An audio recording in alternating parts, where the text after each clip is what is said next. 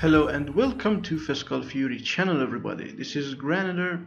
Today I'm going to tell you about a very important question: miners. So, have you heard what a miner is, and have you heard from your family members or your friends that why aren't you getting into this thing? Why aren't you buying a miner? It's giving me a lot of profit. It's doing me a lot of good. Why aren't you getting into mining? This is a question frequently asked in specific time frames. Sometimes this happens, not always, but yes, sometimes people come in front of you and say, why aren't you doing mining? I'm going to answer this, of course, today. But know this, as a trader, if you're a trader like me, you probably won't go for mining. It's something that mostly people that do not understand the market very well do. If you are a trader, you won't be so much tempted to go for this. But let's just say you want to do this and you are tempted to do this. You want to get involved with mining. I'm going to explain to you why miners exist, what they do, and how to actually get into this market. So let's go onto the board and I'm going to tell you everything. But before that, please do watch this tagged video up above my head so you will understand everything about blockchain and you have enough information to cope with this video today. Thank you for following us. Let's go to the board.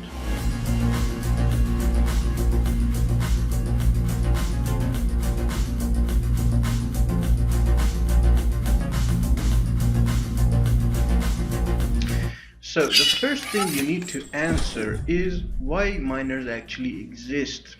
But for that to be answered, I have to go a little bit back in the history and give you some examples of previous and classic systems of transferring money.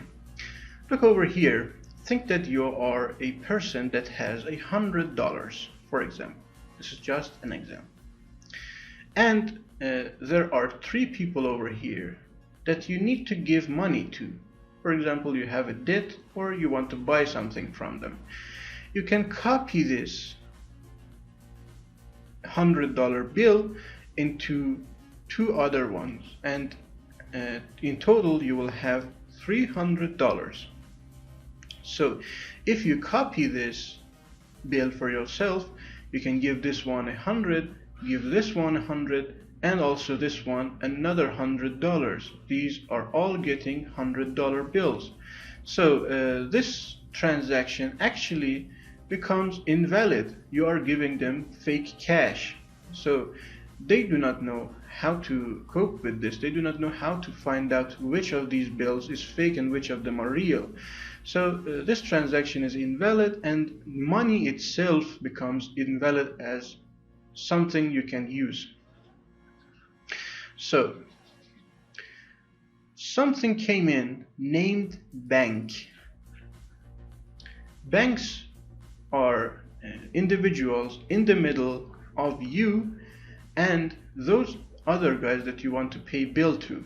So if you put your money in the bank is going to say yes, your money is correct and you have $100 account in the bank. So if you want to pay these guys over here, you can pay this one a $30, this one another 30, and this one another 30, and there will be another $10 left in your account. So after this transaction, your account will be $10. This bank is telling you that yes, you have $100 and you have spent $30 on three different people.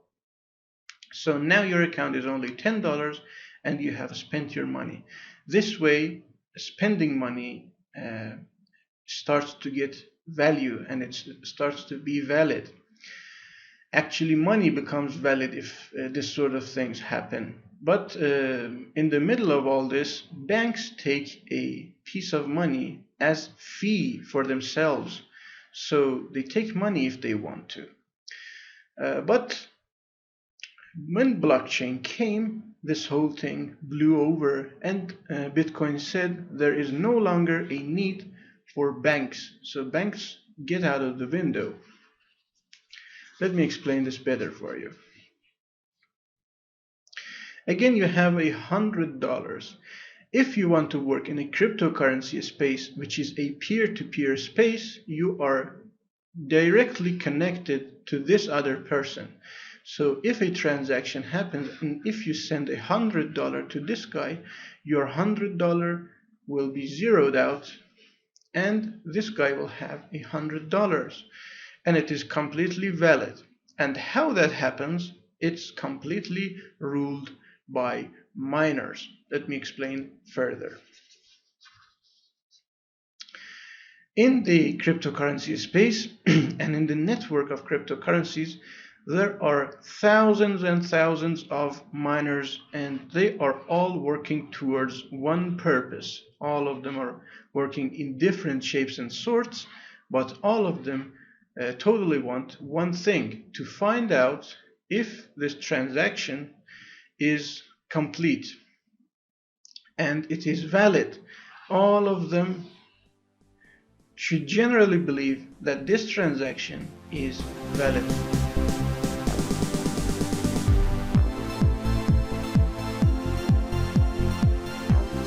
How do they do this?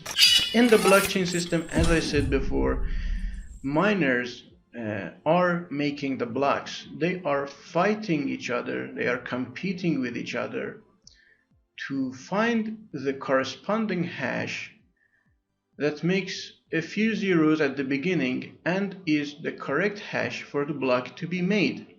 So all of these fight and compete together to find what's happening and what's making this hash possible to make the block. Whichever of these miners over here wins this fight and actually finds out this hash, it's going to win a bit of cryptocurrency, a bit of money. It's going to win a reward for finding this needed hash. So the blockchain will reward this miner with a few bitcoins, for example, and this person gains value from working towards finding out which transactions are correct and which ones are not. This process takes time and it happens always, all the time around the world with thousands and thousands of miners that are available in this network. So this is why miners exist. This is why they are a lot and they are all competing together. And this is exactly why that a lot of farms are made. A lot of farms are made for these miners to exist together, because only the one miner that finds this hash over here will be able to take this reward. So all these farms also fight and compete with each other to find out this hash. And another reason for all this happening is pools of mining. Mining pools, it's a little bit difficult to open up, but let me know if you want to have more information about these pools. But inside these pools, these miners exist and they cooperate together. They work together to find out this hash. And if this pool wins this competition, the whole reward will go to this pool. But it's going to be shared across all these miners.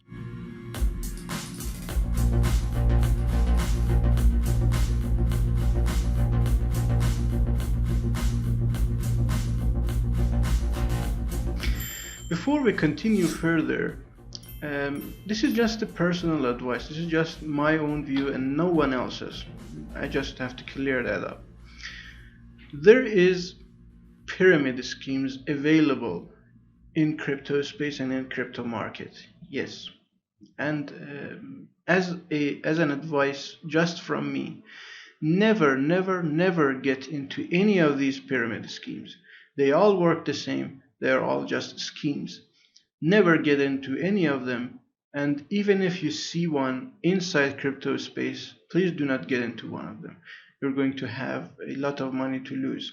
This is just my advice, but let's continue with our video and see what's what.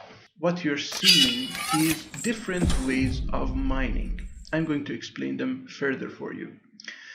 So first of all, if you have watched the first video on cryptocurrencies on this channel, tagged above my head, you will see that inside the white paper of Bitcoin, it explains that it's a peer-to-peer connection and transaction system that works with CPU power. The CPU power has the responsibility to find out the hash that is needed to complete a block. So the first thing that they wanted to do is to use the CPU power for all this mining stuff. But as the time passed and GPUs grew, graphics cards became the main thing. They became the best miners to have. They became the best sort of mining to have, actually. You can also still do CPU mining, but GPU mining is much better, and because GPUs have much more processing power, they do a lot more than CPUs. So mostly people now do rig mining. This is called rig mining because they are using a big case, big PC to GPU mine with a lot of processing power.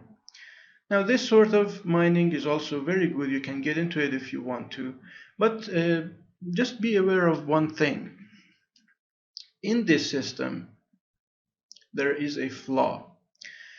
1 or 2 years ago, when Bitcoin hit $69,000 price, it was growing very fast. Mining was growing very fast. Miners were being added to the network a lot of the time, and people were buying GPUs like hell. It was just a catastrophe. It was very bad. Especially for those people that didn't want to mine but just wanted to have a very great and powerful PC to do gaming, to do their job, to do work, for example animating or something. It was so bad at the time that if somebody wanted to share an image of their rig, they would have to go a little bit critical. They would make the total body of the rig without a GPU, and they would just stick a sticker behind this body of the case to show that yes, this is a rig. It was so catastrophic, but that time has passed, and nowadays mining is not so hyped because first of all the difficulty is so high and the price of cryptocurrencies are going down badly. So at that time, when everything was going to hell and GPUs were so difficult to find, companies like NVIDIA made a type of GPU called LHR. This type of GPU, known as low hash rate GPU, was made so that it couldn't actually find these hashes very good. It didn't have the needed power to find only these hashes. You could use it for anything else. You could do PC games, you could do animation or whatever, but you couldn't do mining so good on these. So people who wanted to mine just got away from these type of graphics cards, and real people actually could buy graphics card for these jobs. So at that time, these LHRs came out. Do know that if you want to mine with GPUs, never buy LHR versions of a graphics card, or you won't have anything to get out of it. You will actually pay more than receiving more. So this is the whole thing about this sort of mining. So let's continue with our trip and see what's next. The most seen and visible type of miners to all the people, I believe, around the world is ASIC miners. You've probably seen these hardwares somewhere in farms especially. These ASIC miners are especially made so that they can mine, for example, SHA-256 of Bitcoin. The ASIC is actually made of four words: application specific integrated circuit, meaning this is just made for a certain job. It just does mining Bitcoin.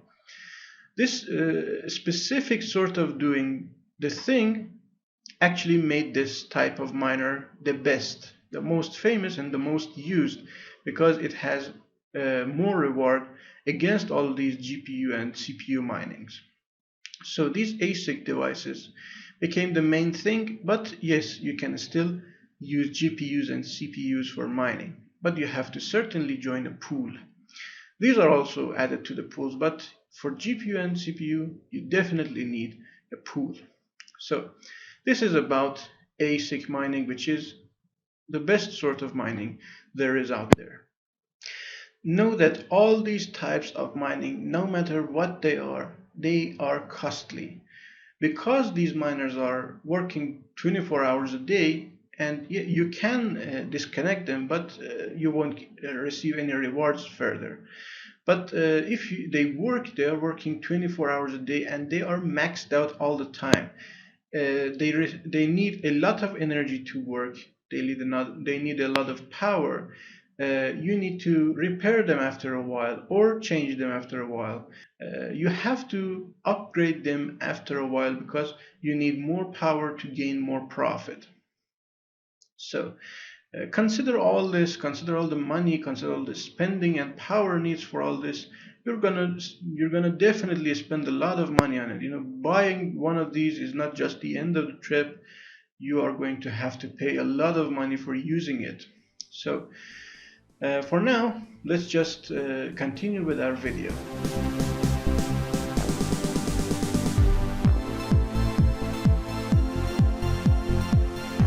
I've brought for you the ranking of top miners available on the market. As you can see, different brands are involved in this, and you can choose between them if you want to. The first one is Antminers 19 Pro. It's just the idea of this website. Other websites might have other ideas, but just this one. It's 15.5 kilograms. It has the hashing power of 110 terahashes per second. So terahashes per second is the unit to find out how much hash rate, how much power one miner has. The price of this one is around $2,900, and the rating is over here. Mine Dollars, Watts Miner, Avalon Miner, whatever. The brands are different, but they generally look the same. They are just like this. A packaged device in a small space, and it has a lot of cooling, it has a lot of power, and there are a lot of processing power inside these boxes. So read for yourself that which one is better. But look at this one. Mine Dollars is not actually a physical miner, it's a cloud miner. You're going to pay them money as much as you want, and they're going to give you the processing power of their miners, which is called cloud mining. Now consider this, but know that sometimes these cloud miners are actually fake and they are not real. They're just taking your money. Do consider finding out which one is real and which one is not for yourself. So this is all about ASIC mining, and as you can see, they all look the same. Let's look for rig miners.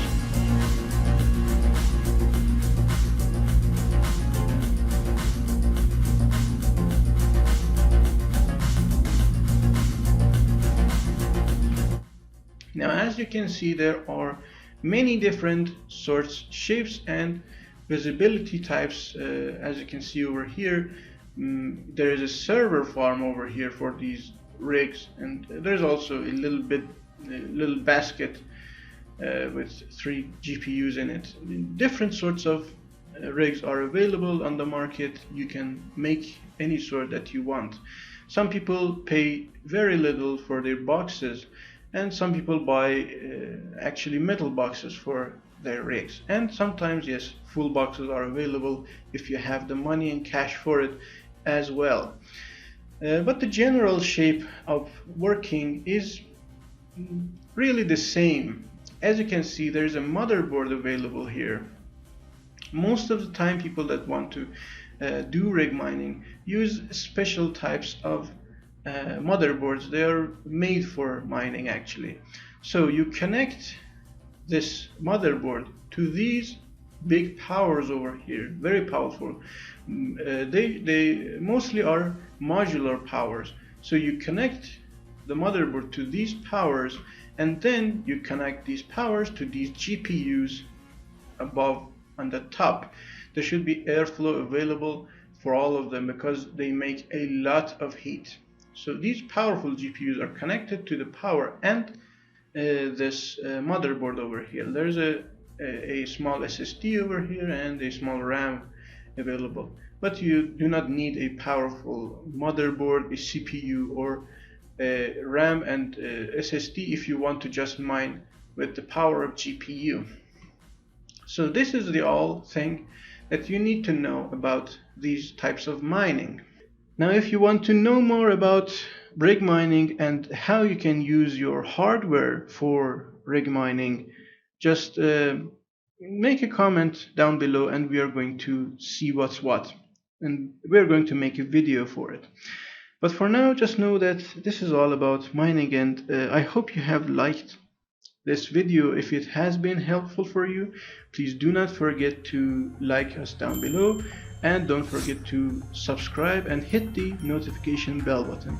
Thank you for watching. I will be seeing you in the next video. Goodbye.